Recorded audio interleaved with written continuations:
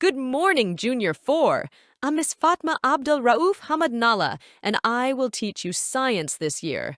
Hope to enjoy studying science with me. In the last video, we did an activity to explore the relationship between speed and kinetic energy. Right. Today, we will conduct an activity to explore that. The effect of force and speed of moving objects on their kinetic energy during a collision.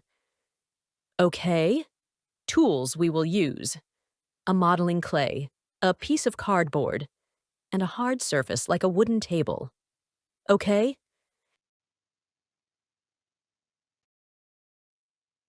Steps we will follow. 1. Roll a ball of clay in your hands to smooth its sides. 2. Use the cardboard to create a landing platform where the clay ball will fall, and place this platform on a wooden table. Okay? 3.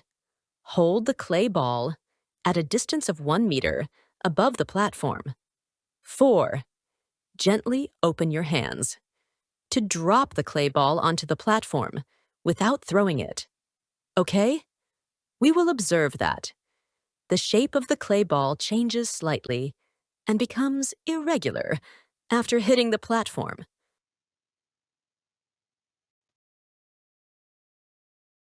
5. Smooth the clay ball and lift it up to 1 meter above the platform. Then, repeat these steps.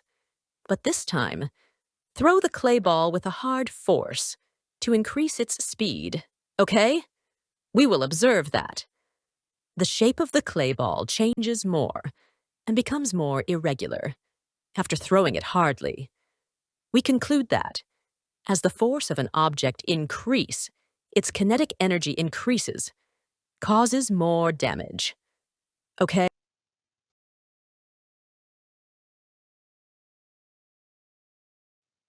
Now, let's study more about the effect of mass on collisions.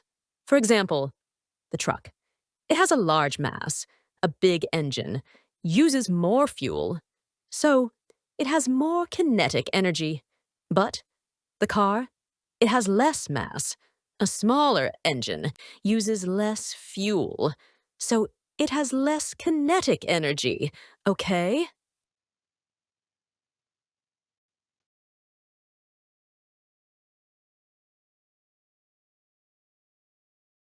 Here is an important give a reason question. The truck with a mass of 1 ton has half the kinetic energy of another truck with a mass of 2 tons when they both move at the same speed. Why? Because if the mass of an object increases, its kinetic energy at the same speed also increases. Okay? What happens if 1. A bicycle moving at a speed of 50 kilometers per hour hits a person? A bicycle will cause some injuries to the person, but they are likely to survive. Okay? 2. A car moving at a speed of 50 kilometers per hour hits a person?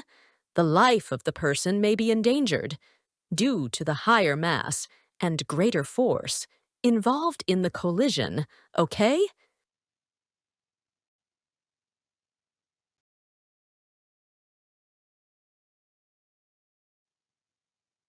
That is all we have for this concept, which is the last one for this term. Good luck.